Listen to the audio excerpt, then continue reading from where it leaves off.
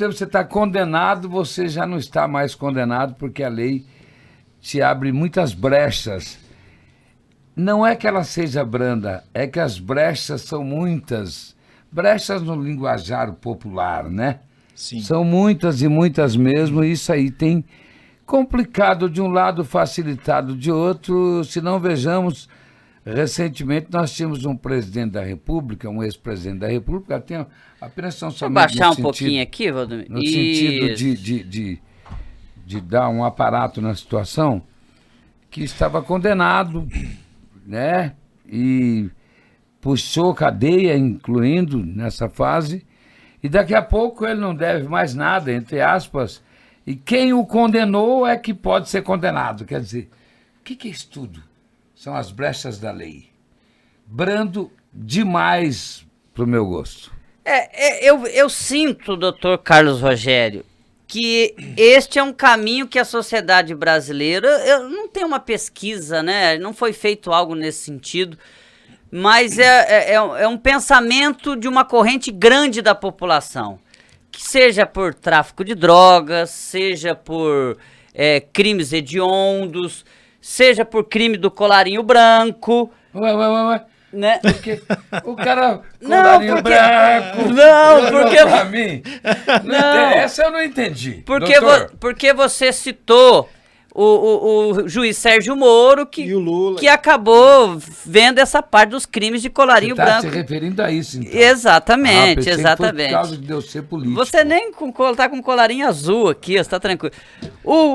Agora com o expert. O Código Penal brasileiro é muito brando, doutor Carlos Rogério? Antes disso, ele falou pra mim, né, doutor? Não, de maneira... Deu uma forçadinha pro meu lado, não deu não, doutor? De maneira nenhuma. Não. Ele pode Espero ter virado- que não, né? Ele- Espero que não. Espera que... Aí piorou. Espera tá que não. duvidando, tá achando que eu vou roubar, então, porque... É ou não é, doutor? Muito brando. Se Não, deixar, vira um programa de humor aqui. É. Desculpa entrar no meio. Não é. Como o Valdomiro colocou, o Código Penal ele tem um conjunto de regras. O que define como que o julgador, o juiz, é um manual para o advogado, para o juiz, para o promotor. Olha, se você praticar tal conduta, essa conduta for típica, ter previsão, for comprovado que você é o autor e realmente aquilo aconteceu, você vai ser processado. E ao final, depois da ampla defesa, você vai ter uma sentença condenatória ou absolutória. Então, é um conjunto de regras, alguns crimes de maior potencial ofensivo e outros de menor potencial ofensivo, crimes hediondos, crimes não hediondos. Então, é difícil a gente nominar tudo, mas tem situações que existe um rigor menor e outras de maior rigor, acrescentado por leis esparsas que foram sendo editadas ao longo dos anos, porque a sociedade está em constante evolução. Aparecem situações que você não imaginava 20 anos atrás, 30 anos atrás, né? Se você me permite fazer um recorte, Claro. para a gente começar a nossa discussão, há 6 dias nós temos a seguinte matéria, tem aqui como fonte o G1 de Goiás, do último dia 15 de setembro.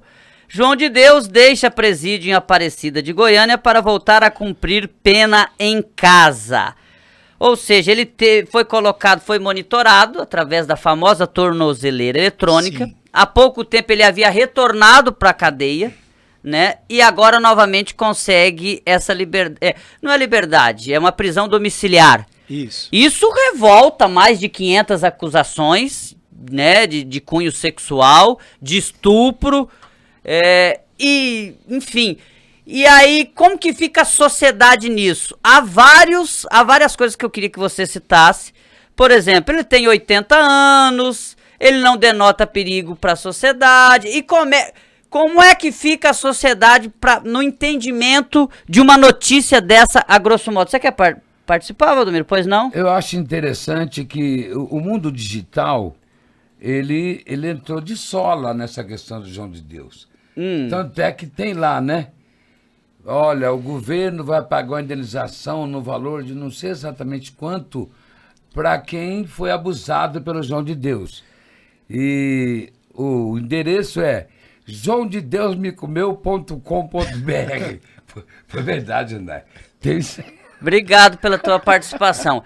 Doutor Carlos Rogério, como é que fica essa situação? As pessoas escutam Que o cara não ficou 2 anos na cadeia, ele vai ficar no conforto da sua casa. Essa é a opinião dessas pessoas que foram abusadas. Essa é uma visão que ela aparece inicialmente para as pessoas, a sociedade em geral, em especial as vítimas, e isso de fato acontece porque, ainda que seja a liberdade assistida ou a prisão domiciliar, por assim dizer, é um direito do condenado. Eu não sei pessoalmente a situação do processo do João de Deus. Pela idade? Pela idade e pelo estado de saúde. Mas é a lei que é branda. Mas não é abrandamento, é uma possibilidade. Imagina, vamos usar a empatia, Valdomiro, você que gosta de dizer. Você respondendo uma ação penal condenado com problemas de saúde dentro do cárcere. É muito difícil. Então, a ideia do direito penal não é aquela ideia extrema. Punitiva apenas. A ideia do direito penal é ressocializar o preso. Não é deixá-lo jogado à míngua se ele tem um problema de saúde que exige que essa condição excepcional. Isso é passado pelo promotor, pelo juiz para dar uma decisão. Isso não é a esmo que acontece. O Código Penal não tem um sentimento de você tem que pagar pelo que você fez? Sim. Ou é só ressocializar? Ele não tem um crime, realmente uma pena punitiva, ou meu amigo, você abusou demais ou vamos colocar 10 mulheres, porque as 300 não vai ter essa punição, e você tem que pagar por isso. Não tem isso também no Código? Tem, é um crime terrível, inclusive com a pena bem alta para esse tipo. O problema é que não se está discutindo a quantidade de pena nessa condição de prisão domiciliar, mas sim uma condição momentânea que o estado de saúde do réu... A situação de vulnerabilidade. Exato. Então, o juiz, Jandaia, ele tem essa consciência da penitência, da pena, de pagar pelo erro que ele fez em sociedade. Mas a condição pessoal dele, no momento, autoriza ele a fazer isso. A gente viu, por exemplo, Susana von Richthofen, também, que foi um caso famosíssimo, que teve o direito à saída temporária. Pai. Exato. Eu já vou trazer esta. Eu quero fazer a pergunta para você. Você concorda com isso?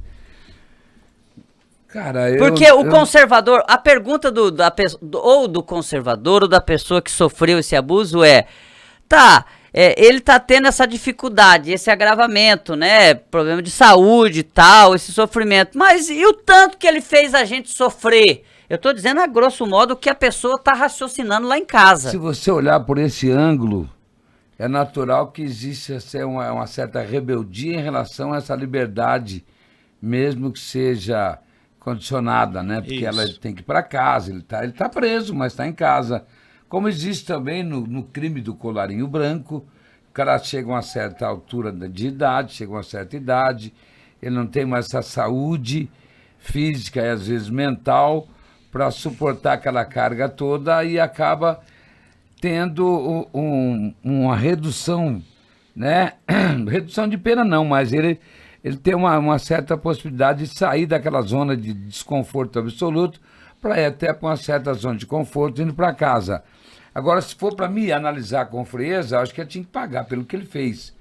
Aí eu não quero usar empatia, não quero usar nada, porque essa frouxidão, digamos assim, da nossa lei brasileira, que eu posso estar totalmente equivocado, que eu sou leigo nisso, favorece o criminoso.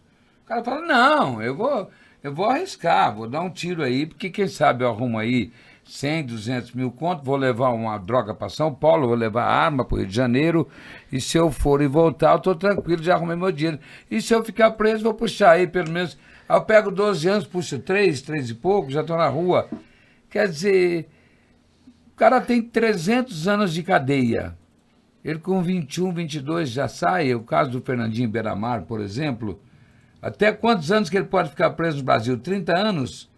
Ele está com 20 para 23 anos de cadeia. Então, daqui a 7 anos, quer ou não, ele vai sair da cadeia, independente se ele tem ele tem 323 anos para pagar de cadeia, ele sai com 30. Não é pouco, porque viver isolado como ele vive, num cárcere diminuto... Por 30 anos. O sistema penitenciário federal é muito rigoroso. Muito rigoroso, mesmo que ele ainda continue desfrutando dos bens que ele conquistou, ele tem filha, exemplificando apenas. Mas me desculpe, ele não desfruta de nada. Mas a família desfruta. Eu sei, mas ele não desfruta de nada. Filha é vereadora, outra filha é médica, enfim, a família é rica, ele tem muito dinheiro ainda, só que ele não utiliza nada disso, né? Só pra gente terminar, ó, a defesa do idoso, no caso, o nosso querido, deixa eu pegar o nome dele aqui que eu anotei, João Teixeira de Farias. Eu na verdade, para trazer essa pauta aqui, eu assisti a série da Netflix e depois me interessei pela série que saiu antes até do Netflix, que é da Globoplay, para trazer isso. A defesa informou que o habeas corpus afasta a ilegalidade da última prisão decretada em seu desfavor. Além disso, foi pontuado que ele tem uma série de doenças, além de ter mais de 80 anos. Já o Ministério Público informou que até as 14h30 daquele momento não tinha sido notificado e queria avaliar as possibilidades de recurso para as cortes superiores. Como é que é a progressão de pena no Brasil para variados crimes, Certo. doutor Carlos? Funciona assim, você é processado, ao final, se você for condenado, então inicia-se um cumprimento de pena, uma execução penal provisória ou definitiva, né? Ela vai ser cumprida, é como se iniciasse, para que se faça entender, um novo processo daquele processo que se encerrou. Então vai depender da tua condenação. Se você for condenado 8 anos acima, você vai iniciar fechado. De 4 a 8, você vai iniciar semiaberto. E até 4 anos você inicia no aberto. E pode ser substituída a pena também por prestação de serviço e prestação pecuniária. Eu gostaria de perguntar o seguinte, se você me permite, Jandaia. Ou pode concluir, depois eu faço. Tem um negócio do 1/6, do 2/3. 2/5, né? Esses lapsos temporais são requisitos objetivos que a gente chama. Por exemplo, eu saio no regime fechado. Eu vou cumprir determinado tempo conforme a condenação para poder progredir para o semiaberto e depois para o aberto. E por último, livramento condicional. Então existem escalas que você cumpre o requisito objetivo, que é o tempo preso, e o subjetivo, que é o seu comportamento. Não adianta você ter o tempo e ter falta disciplinar, não se comportar com os demais detentos, com o pessoal da penitenciária que você está. Você também não consegue. Então isso é feito um exame, é avaliado, tem avaliação pelo sistema, o Ministério Público analisa e o juiz decide. O sistema penitenciário brasileiro funciona? Você tem intimidade com... Não, mas você já visitou... Você confia que há essas avaliações psicológicas, esse acompanhamento?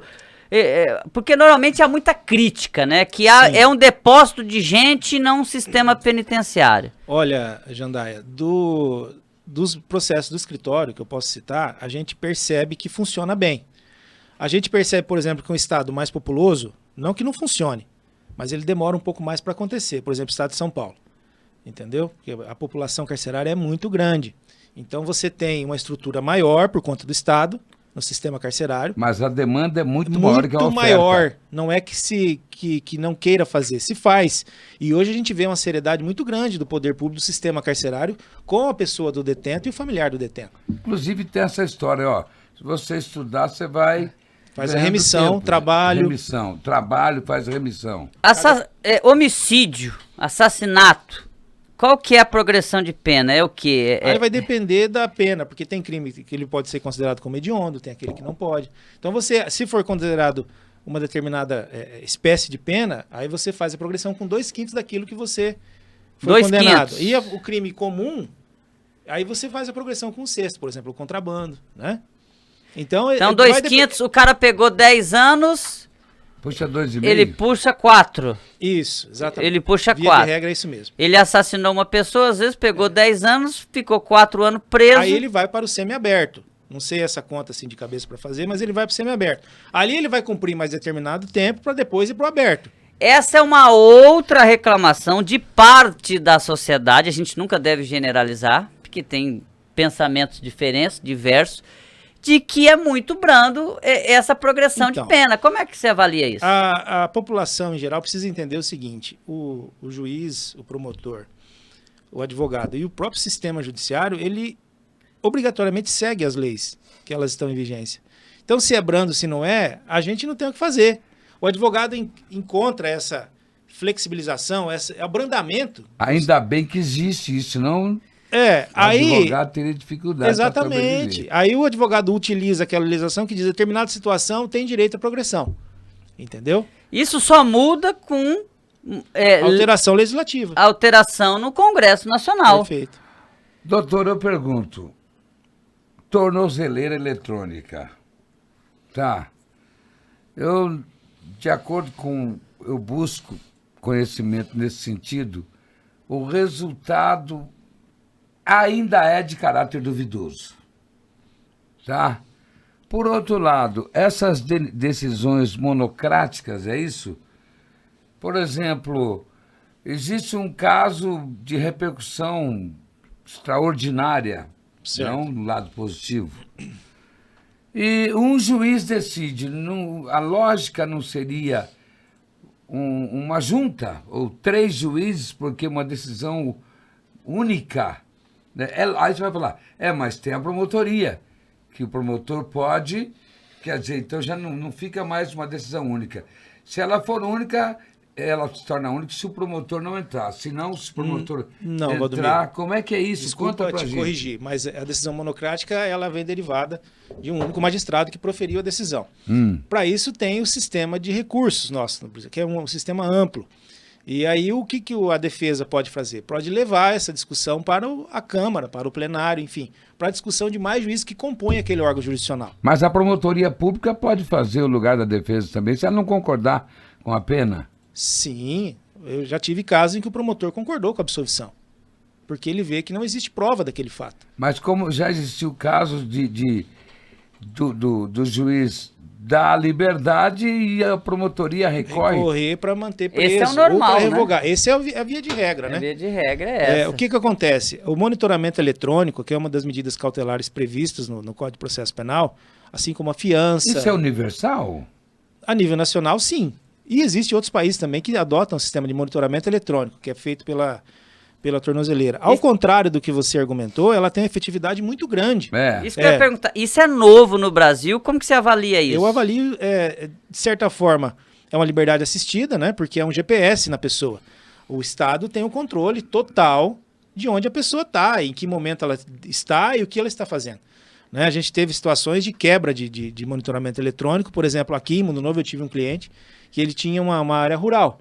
E na deslocamento, na descida, ele perdia o sinal. Quando pensa que não, o Ministério Público informou para o juiz que ele havia descumprido. E o juiz intima a defesa, então, naturalmente, como exercício do direito da defesa, para justificar. E nós tínhamos que provar que naquele determinado... Era uma quebra de segundos. Então, assim, essa questão tecnológica que às vezes interfere. Mas o monitoramento evita que essa pessoa fique encarcerada. Olha, eu me lembro uma coisa, se você me permitir fazer um flashback, dar um mergulho no tempo, em que há aproximadamente uns 15 anos, tinha umas pessoas que falavam que todos nós seríamos monitorados, que ia colocar um chip em cada pessoa. Eu lembro dessa história. Lembra dessa história? Lembro. E eu falava, esse povo tá tudo louco. Eis que não, já no campo da criminologia, já temos esse monitoramento, né? Uhum. Há esse dilema, né, doutor? De um lado, algumas pessoas que consideram que é tudo muito brando, né, que a progressão de pena seja de 1/6, tem situações de 2/3 também, né? Tem de 2/3, né? Tem de 2/5. Depende da reincidência do condenado, né? Que é tudo muito brando, mas tem o outro lado que aponta para a recuperação do preso e para o próprio sistema penitenciário no sentido econômico e administrativo. Sim. É muito preso no Brasil, né? Muito preso. E por outro lado, doutor, ajudando nesse mesmo embate aí, antigamente as pessoas iam para a cadeia com mais facilidade. Eu sinto isso hoje no quadro social e até mesmo muito próximo da gente, que os juízes estão evitando mandar prender mesmo.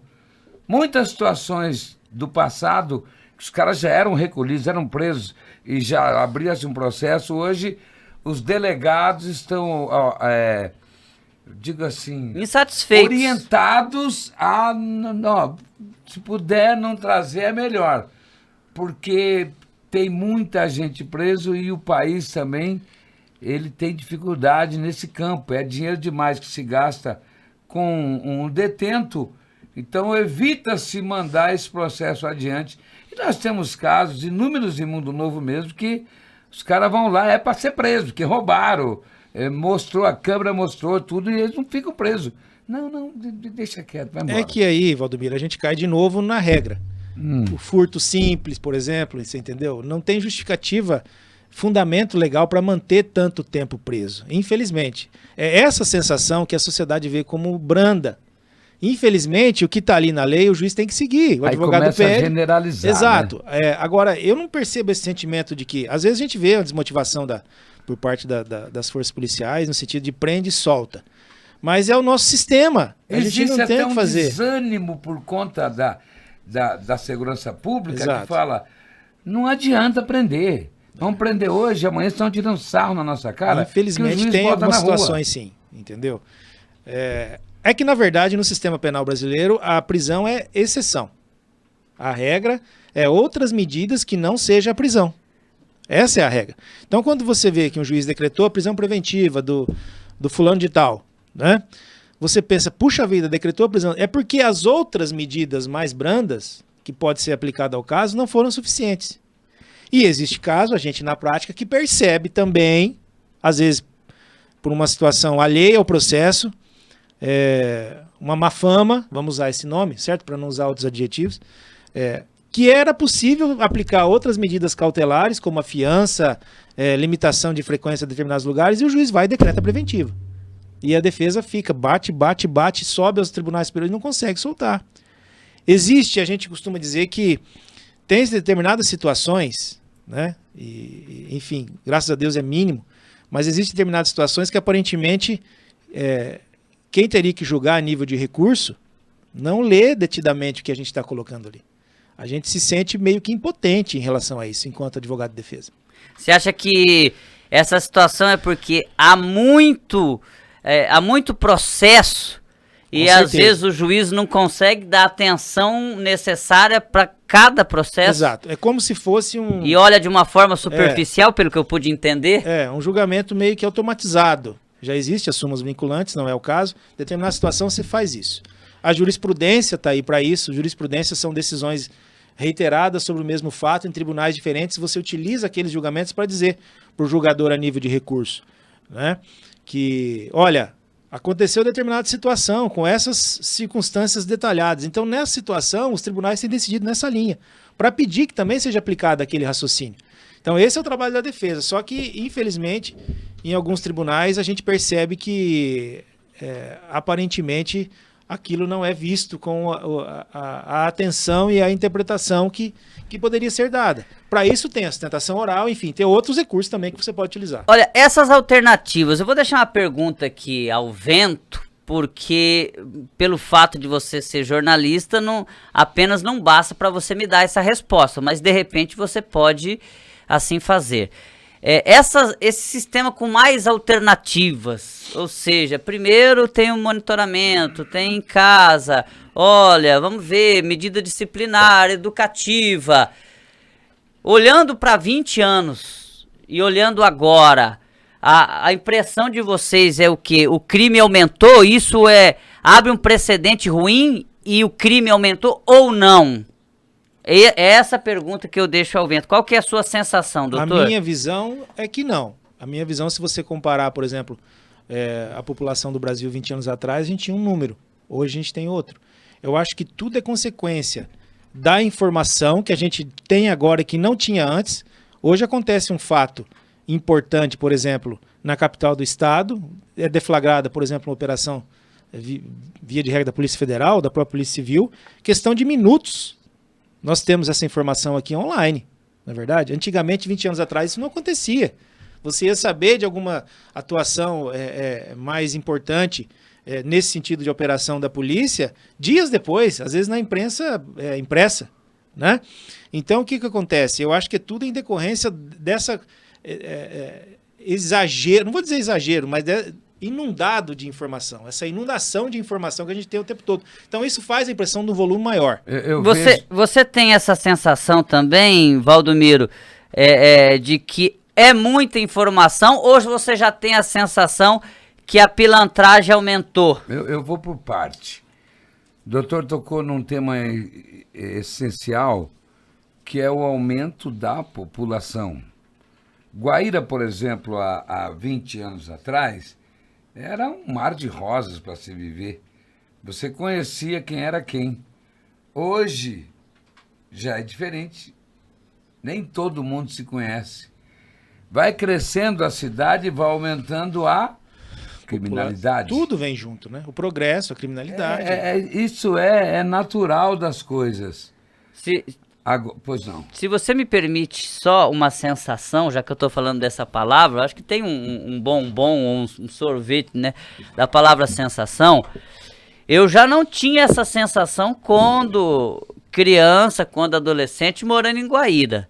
Só para ver como que às vezes você, por ser muito conhecido, radialista, então, todo mundo... A gente já tinha essa sensação que Guaíra era diferente de Mundo Novo.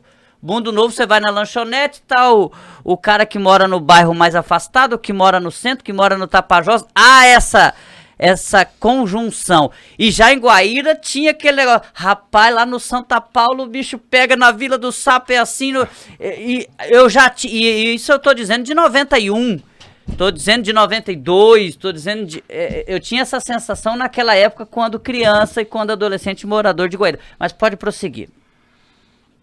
Dentro disso tudo, eu queria fazer uma pergunta pro doutor. Acho que eu já mais ou menos dei Fica à vontade. Passei o pano, como diz na gíria popular. Isso. Esse mundo online não causa um distanciamento entre a defesa, o advogado e aquele que julga, o juiz no caso? Eu sinto que, porque o olho no olho, né? Mas por quê? Os julgamentos estão sendo todos virtuais agora, doutor? Não, todos não, mas a grande parte maioria, audiências, né? Digo, porque o poder do convencimento está na fala, no olho, ao gesticular. Existe uma série de fatores que positivam uma defesa, enquanto que no online há um certo distanciamento. Eu penso assim, posso estar equivocado. Como é que o senhor vê isso, doutor? Eu vejo relativamente correto. Por exemplo, num julgamento do tribunal do júri, é tudo isso que você relatou. É olho no olho, é expressão, é gesto, é linguagem corporal, não é? Você está conversando. Exato. Então, assim, seria inimaginável um júri, pelo menos por parte da defesa, com os jurados por vídeo, não é? Já outras audiências, em outros processos criminais, ela é amplamente aproveitável. Por quê? Porque lá você vai ouvir uma testemunha. Otimiza demais. Hoje você faz uma audiência, por exemplo, acontece no escritório São Paulo, Paraná, que você tinha que pegar o carro e perder 3 dias para fazer uma audiência. Perder não, utilizar para aquilo. Um dia para deslocar, outro dia para fazer, outro dia para vir embora. Hoje você faz com questão de meia hora. Por exemplo, hoje a maioria das visitas... São as benesses da São as benesses da tecnologia. A maioria das visitas, das conversas que você tem com um cliente que está preso em Naviraí, outros presídios, você faz tudo online. Você faz o agendamento, você tem lá meia hora sozinho com o teu... Só uma curiosidade, o que tem mais peso? A peça que você apresenta lá ou a dita oralidade pelo... As duas coisas. Uma coisa completa a outra. Você faz a peça bem fundamentada, né? Apresenta aquilo ao julgador, e se você for reviver aquilo na sustentação oral, tem toda uma diferença. Gostaria de perguntar, a gente vê N situações que falam, olha, tal pessoa está com 18 advogados na causa. Qual é o peso disso? São nomes, são ideias que se aglutinam para... São. Qual é o significado de 18 advogados simultaneamente para um caso único? Me explica isso, doutor. Uma banca de advogados, é aquele velho ditado, diz que 2 cabeças pensam melhor que uma. Mas dá pressão? Em determinados casos, sim. Em determinados casos, a gente vê banca de advogados famosos que pegam o caso. Então, a gente vê que a intenção também é colocar uma impressão peso diferente. Isso, um peso. Vamos usar esse termo. Você não pode esquecer que você está falando com o presidente da OAB, né? Então eu tenho que defender a classe acima de tudo. Mas eu estou contribuindo, não estou tentando desvirtuar a coisa positiva. Mas não, ele só está querendo dizer que está sendo corporativista. O peso, ele é importante, sim. Não é? Porque quando tem uma banca famosa defendendo determinado acusado, evidentemente que aquilo chama atenção também. Não é? Olha, nós tivemos outro fato bastante polêmico, Valdomiro e Carlos Rogério, que foi a saída temporária de um presídio no Brasil que se tornou emblemático, que é o presídio de Tremembé, no estado de São Paulo, presídio feminino. Por quê? Porque lá nós temos 3 presas que fizeram parte famosas do imaginário. Quando eu digo do imaginário, porque as pessoas acompanharam os casos.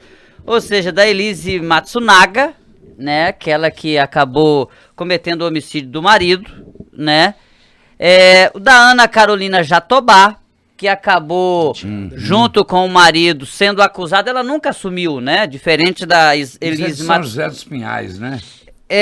O da... Não, é mesmo. São Paulo. Ana Carolina Jatobá é de São Paulo. Você está confundindo com o casal, ex-jogador, o isso. Daniel, que foi. Exato. A Ana Carolina Jatobá, que acusada junto com o ex-marido de matar a enteada, a Isabela Nardoni. Sim. Soltou do prédio e tal, aquela Foi história. terrível, né? E a Suzana Van Richthofen, que junto com os irmãos Cravinhos, Isso. salvo engano, Um deles namorado dela, à época, né? mataram os pais. Isso. Esse também confirmado. E no Dia dos Pais tiveram a liberdade. Exatamente. É essa parte que eu quero trazer. Pela terceira vez agora, recentemente, eles tiveram decretado pela justiça as famosas saídas temporárias. Como é que você vê as saídas temporárias? Eu vejo ela como proveitosa em determinados casos. Por exemplo, você me questiona como que alguém que comete o assassinato do pai tem a saída temporária no Dia dos Pais. Porque a lei não fala. É uma coincidência. Aquele que comete crime de homicídio contra o pai não pode utilizar da saída temporária Dia dos Pais, por exemplo. A saída temporária, salvo engano, é até 7 dias e até no máximo 4 vezes ao ano. Exatamente. Só para ajudar, maio, junho foi dado uma segurada por causa da pandemia. Então agora maio, junho e saiu agora em setembro a terceira vez no ano, vai ter direito a uma quarta no final do ano. Exato. E para a pessoa, para o preso, para o condenado que vem cumprindo pena, sair nessa saída temporária, ele tem alguns requisitos. Por exemplo, ele tem que ter cumprido determinado tempo de pena, né? Ele tem que ter um bom comportamento dentro do sistema, e aí depois é feita uma avaliação pela casa, essa avaliação é submetida ao Ministério Público, que dá o seu parecer, e depois o juiz decide. Então tem toda a sistemática. Quando a pessoa sai nesse tipo de saída temporária, muita gente se envolveu naquilo. Entendeu? Aí, mas soltou o determinado preso e ele cometeu crime de novo. Veja, a nossa lei, ela não pode ser presumida. Eu não posso presumir, infelizmente, que alguém vai sair e vai cometer novo delito. É para isso que tem a avaliação dele antes. Mas a sociedade não fica em risco? Fica. Por exemplo... Isso é verdade. Eu já estudei sobre algo parecido. Vamos fazer uma média para ficar bem simplificadas. De 100 presos, 90 voltam. Mas 10 não voltam. Mas é o risco, Jandé. Como que você avalia? É claro, é o risco, mas eu quero saber a opinião dele. Como é que você avalia isso? Se esses 10 presos, nessa comparação tua, que não voltaram, não praticarem mais crimes, o problema é só dele com a justiça, dele com o sistema carcerário. Ele vai ter regredido, porque ele descumpriu, ele vai ter regredido, e aí o juiz vai decretar a prisão dele para que ele seja preso e volte a cumprir o regime anterior que ele estava. Se ele não volta e pratica um crime novo... Chama a atenção da sociedade toda. Isso, aí todo mundo critica e tal, e com razão, né? Mas infelizmente é aquilo que eu te disse no início da nossa conversa aqui no podcast. Que o sistema é esse, o juiz, o promotor e o advogado tem que seguir a regra que está aí. Então o que acontece? Se ele pratica um novo crime, tomara que ele seja preso, né? E a discussão principal a regra é esta. Você concorda com esta regra? É essa a discussão. O que você acha, Valdomiro? Saídas temporárias. Eu acho que é um direito adquirido já. Até para crimes hediondos? Veja bem, quem faz essa lei, salvo engano, não é o advogado, uma banca de advogados. São pessoas que são, como eu, leigas nesse campo, mas que detêm um cargo de nível federal, são pessoas constituídas que vão discutir o que vai se tornar lei ou não. Eu penso que o Código Penal, especialmente falando no campo da criminologia, né, deveria ser feito por advogados, pessoas com alto conhecimento de causa, e não por pessoas leigas que têm um cargo que foi colocado lá por conta Tua família é de Monte constituído. Sião, né? Monte Sião, Minas Minas Gerais. Gerais. Você para de ser mineiro. Eu tô perguntando a tua opinião, Valdomiro Sobrinho, sobre saídas temporárias. Eu fui claro. Não, É um direito adquirido. você concorda. Eu não tô perguntando, eu sei que é um direito adquirido. Eu tô dizendo se você acha que deve mudar ou não. Olha, se nós temos aí, por exemplo, 100 pessoas, vamos dizer que 88 retornam do local onde vieram, 12 ficaram de fora, esses 12 que ficaram de fora não são a maioria. Não podem prejudicar os Então, 88. a maioria Cumpriu a voltou, regra. 12 não voltaram. Mas esses Então, 12 não colocam a sociedade em risco? Pode colocar, mas esses 12 que colocaram a sociedade em risco não pode deter a liberdade que eles têm adquirida por lei de poder visitar os pais, fazer essa recomposição familiar. Essa é a ideia, é a mens legis que a gente chama. Essa conexão É a intenção com a da lei. sociedade. Porque Exatamente. qual que é o grande objetivo? Ressocializar. Perfeito. Porque a lei, as prisões não são para detonar Punir. o camarada, para punir severamente, não. O objetivo sempre O objetivo principal é ressocializar. ressocializar ou punir o camarada por uma infração que ele fez com a sociedade? Uma Se coisa é fosse só pra inerente à punir, outra, eu né? não era prefeito hoje, que eu estava na cadeia até hoje, então. Você acredita, Carlos Rogério? Por exemplo, nós tivemos a Suzana Van Richthofen, que foi autorizada agora a fazer faculdade. Ela concluiu o ensino médio e foi autorizada a fazer faculdade. Ela está no regime semiaberto, ou seja... Faz parte da saída temporária, que é uma das 3. Mas hoje Ressocialização. faz na EAD também. Faz lá dentro. Não, mas ela foi autorizada para cursar na faculdade. Ela foi Ela vai curtir as mulheres que ela quiser lá fora, né? Exatamente. Que ela era namorada do Cravinho. Aí lá dentro ela casou com a Cravinha. Né? Exatamente, Mudou exatamente. Há opção dela, né? essa situação também no sistema O que você acha penitenciário. disso, Jandai? A pessoa tem direito de ter a sua... Se a pessoa tem direito de ter a sua recuperação profissional, né? Ou seja, ela está fazendo faculdade de farmácia, né? Ela tem direito à parte sentimental também. Como está mais difícil lá, é um presídio só feminino, fica mais fácil essa recuperação sentimental com pessoas do mesmo sexo. Exato. Mas essa parte do semiaberto também, possibilidade de fazer faculdade. Você acredita que o sistema penal brasileiro recupera alguém? Eu já vi casos de recuperação total. Eu já tive clientes no escritório. Nós temos funcionários recuperados hoje. Funcionários públicos que foram oportunizados, eles que estão devidamente trabalhando honestamente, tocando a vida. Então, assim, uma das coisas que a gente mais sente, por exemplo, quando eu vou fazer um pedido de progressão de regime, é uma vaga de trabalho. Porque existe uma resistência muito grande em conceder uma oportunidade de trabalho ou de proximidade com o condenado. Existe uma Então não barreira. é só o sistema penal nosso que dificulta. É um tema muito complexo, Jandai.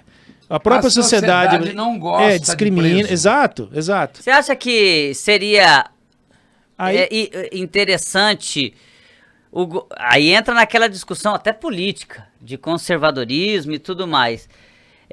Do governo federal dar um incentivo para que se contrate uma pessoa que cometeu crime, porque daí vem o conservador e fala, pô, então meu filho não cometeu crime nenhum e vai ser mais fácil a loja contratar uma pessoa porque vai pagar menos impostos do que... Como é que fica isso na cabeça de vocês? Quer falar, doutor? eu acho assim que não seria, no caso, incentivar para contratar o condenado e deixar de contratar o que não tem processo. Mas uma coisa Pelo menos leva a outra. igualdade. Natural, e a demanda, uma coisa leva Em a tom outra. de igualdade, sabe? Porque realmente é difícil. Enfim, como dizia o Bolsonaro na campanha dele, pô, é só não cometer crime, que não te acontece isso. Eu acho que isso é uma das coisas boas que ele falava, porque se você pensar nas consequências dos teus atos, né, você não vai cometer um crime contra uma pessoa ou contra o patrimônio dessa pessoa para poder não ter essa consequência. Então, assim, essa margem de discriminação que tem na sociedade não é de hoje, isso aí é histórico, né? Eu acho assim que deveria servir de exemplo. E a gente vê países com um sistema penal mais rígido, né? Enfim, que o índice de criminalidade também não é tão pequeno. Então eu acho que é uma coisa meio que inerente ao ser humano, essa falha, esse erro, sabe? Essa tipo ideia conduta. de que o sistema penitenciário e o Código Penal americano, que é mais rígido, funciona, é mito. Não é mito. Veja, a gente tem um rigor muito maior. Vamos citar o exemplo dos Estados Unidos. Né, cara? Então, mas a pena de morte não impede que a pessoa pratique o crime. Não impede. Você está entendendo? Existe uma certa cultura, se eu puder contribuir. Por exemplo, muros. Você vê as casas lá em Nova York, enfim, nos Estados Unidos, na Inglaterra, tem jardins, não tem muros.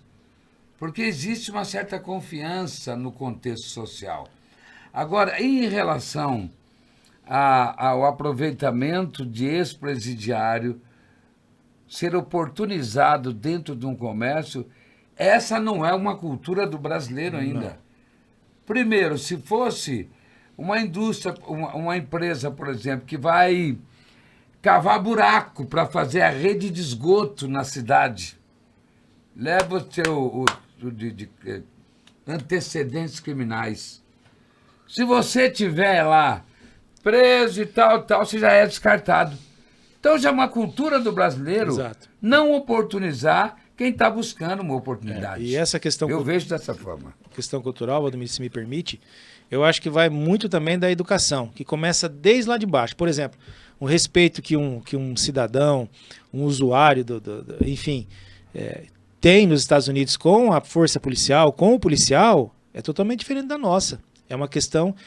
o respeito lá é muito maior. Tem determinadas cidades que você não pode consumir a bebida na calçada, você não pode cuspir na calçada. E se aquilo acontecer, você vai preso. Ainda que lá na delegacia você resolva, pague alguma fiança. Jogar um cigarro não pode. Então existe uma questão cultural e educacional, vamos assim dizer. Educacional, especialmente. Que foi inserida, aquilo foi incutido na criança, desenvolver o jovem, o adulto, que ele sabe que se ele fizer aquilo, ele vai ter problema. Nós estamos fazendo um trabalho aqui de sustentabilidade em que nós debatemos recentemente o quê? A entrada desse termo sustentabilidade lá na escola. Por quê? Porque as crianças que vão se aculturando, vão aprendendo, chega em casa e fala para a mãe, mãe, o que é isso? Você está colocando o resto de comida junto com o plástico? Quer dizer, é uma questão cultural, mas educacional também.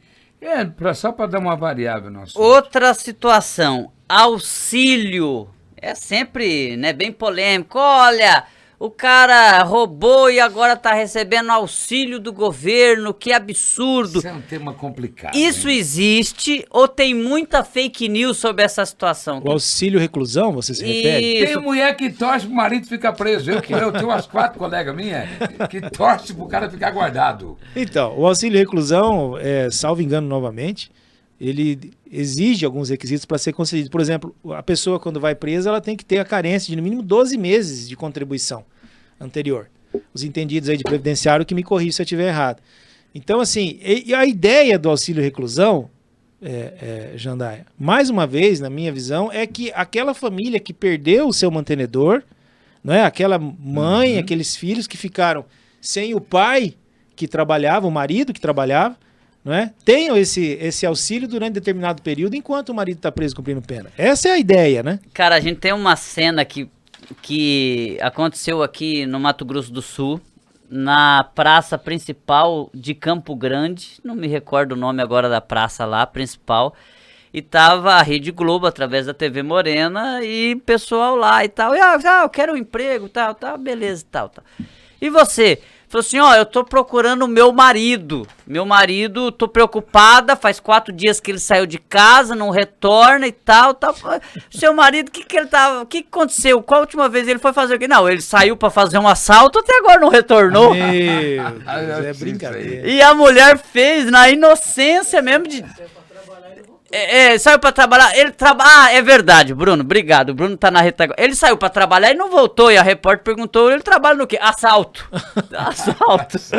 Então ele saiu para trabalhar, ou seja, ele iria trazer, por incrível que pareça... cultura dela? Ele iria trazer o quê? O sustento. Então, O sustento. E falar em auxílio, se me permite, hoje nós recebemos, já passou por jurídico, inclusive, não estou aqui politizando esse encontro de forma alguma, né? Já passou, nós temos o auxílio emergencial, nós temos o Bolsa Família, que agora mudou de nome, nós temos o Vale Renda do Estado, que é o mais social. Certo. Enfim, são várias luzes direcionadas para a sobrevivência das pessoas. Nós recebemos um programa de governo hoje nesse campo, como se fosse uma Bolsa Família municipal. Inclusive passou pelas mãos do doutor, que é o nosso jurídico, primordialmente falando, que está estudando e buscando viabilizar tal programa.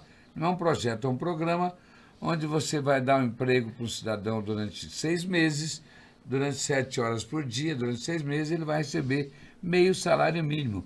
Para não virar um vínculo empregatício, no 6º mês ele é dispensado, fica 2 meses fora e depois já pode voltar. E eu, já que você entra nesse assunto, eu fiquei meio assim, mas mais um auxílio, velho. A gente já tem aqui, assim, dentro do meu consciente, né? A gente já tem aqui os meninos que fazem faculdade, como é que chama lá? estagiários. Os estagiários, que a gente ajuda pra caramba. Agora vai gastar mais quase R$1 milhão aí com a Bolsa Municipal. Mas tem um objetivo. Porque você não vai estar doando. Você vai estar com a mão de obra desse incentivando cidadão a qualificação. à sua disposição. E aí vai ter algumas exigências, como a qualificação profissional, o retorno às escolas, enfim, uma série de Eu iria interpelá-lo aonde que isso entrava no Código Penal brasileiro. Não, mas do auxílio que eu estou dizendo. Mas tem se a gente for analisar, como meu pai sempre me ensinou, que a moeda tem 2 lados, tem um impacto direto quando a gente cita criminalidade e Código Penal brasileiro, porque com a situação econômica do país piorando, a priori aumenta-se... A tendência é aumentar a criminalidade. Você achou que nessa pandemia, vocês acharam que nessa pandemia nós tivemos um aumento nesse sentido? Sim. Vamos fazer um recorte, então, pra gente não ficar falando de Brasil. Regionalmente aqui, Mundo Novo, região, vocês acharam que nesse momento de pandemia aumentou essa contravenção de várias coisas? Contrabando, furto, roubo? Achei. Especialmente a questão de furto, né? A gente teve aqui veículos tomados, que a gente não é acostumado a ver. Não tinha mais, né? Exato. Ultimamente, até mesmo o assalto, o roubo, né, por assim dizer, de caminhonetes, de veículos na região aumentou. Em residência, colocando em risco, enfim, a vida daqueles que estão na casa. Então a gente percebe que é em decorrência disso, especialmente aquele período em que ficou fechado o Paraguai, não tivemos acesso ao Paraguai, e aqui vamos tratar da realidade. Quando você vê a dificuldade em um tipo de crime, de contravenção, de crime, aumenta outro, né? Então, eu percebi, o doutor sistematicamente. A correria parou, por exemplo, reduziu drasticamente o povo do cigarro, o povo da muamba. E aumentou o furto. Não estou exatamente dizendo, quem fazia a correria, que é mas uma parte pode fazer. Mas há alguns elementos desses que não foram muitos, poucos, mas que apavoraram a cidade. Que nós tivemos, se você só fizer uma somatória de tudo isso aí, não dá 20 assaltos a casas e caminhonetes. Mas assusta porque foge do nosso conforto. Exato. Assim como violência doméstica, que a gente percebeu um aumento exponencial de violência doméstica, entendeu? É explicável, né? Não sei, Valdomiro. Explica você, que é o tradutor oficial aí. Não. A violência não tem explicação e não tem aceitação e nem relativização. Eu sei, mas... São os conflitos diários e ordinários, é isso que você quer dizer? O cara tá habituado a ir pra rua, sem brincadeira. Não tô fazendo brincadeira. Tá habituado a ir pra rua. Sai de manhã, almoço à tarde. Vai pro boteco e tal, vem. Não tá acostumado com aquela convivência. Aí a mulher dá graças a Deus quando o cara tá pra rua, não tá enchendo o saco dentro de casa. É assim, Valdomiro? A mulher passa a vassoura, o cara gosta no chão. Minha mulher fala que não é assim, não. Ela gosta que eu fique dentro de casa. Não, mas tem casos e casos. E chega numa altura do campeonato que as pessoas não aguentam mais nem se olhar.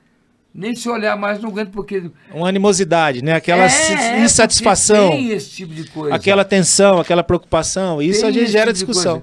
E houve, acentuadamente, muitos dissabores no lar devido a essa falta de cultura. Vamos voltar para falar de cultura aqui, de convivência no cotidiano.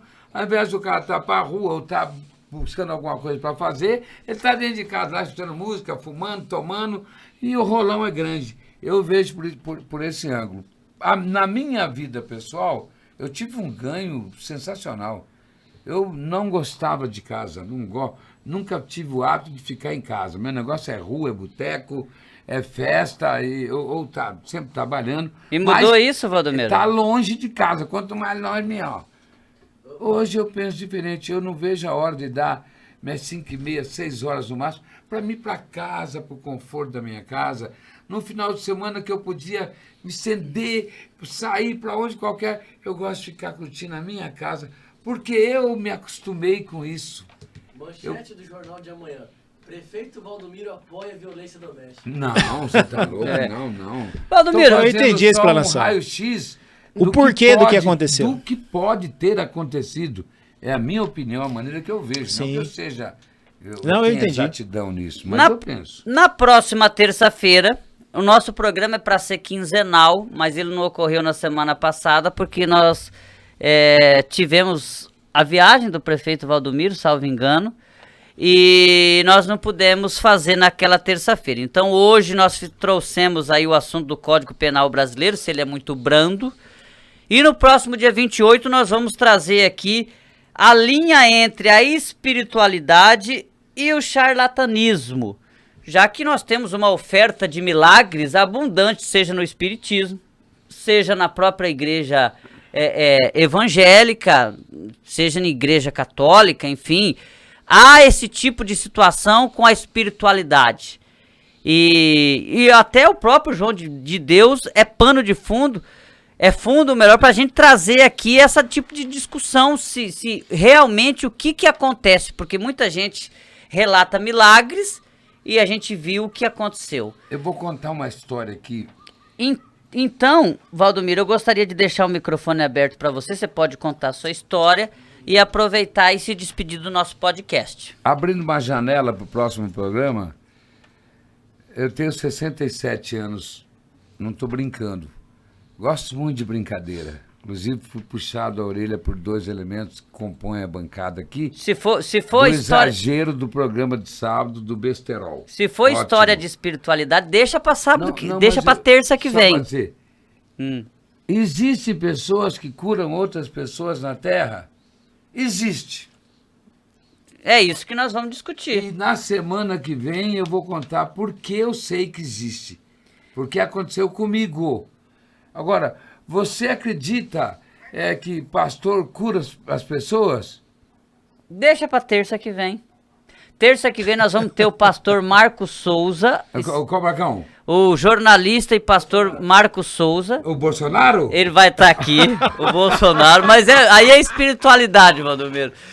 Não vai entrar em política. Não. Ele vai estar aqui substituindo o Carlos Rogério, né? Que apesar de que também tem uma intimidade religiosa. Você é católico, Sou Carlos? católico. Você puxa saco de padre, né, católico? Então. Foi criado lá dentro. Mas nós vamos trazer o Dona nosso Áurea. amigo pastor Marcos Souza, que já topou, a gente fica muito grato. E a sua presença também. Obrigado, Valdomiro. Hoje, terça que vem, marcado de novo. Se eu sou você, eu não chamo, eu não. Por quê? Eu vou Não, dar problema. Vai dar bom esse podcast terça que vem. eu sei que ele tem um conhecimento espiritual amplo, porque a gente só vê na nossa frente igreja católica e igreja evangélica.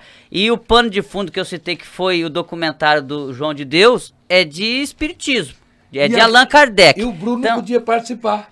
Não, deixa o Bruno quietinho. Na semana que vem.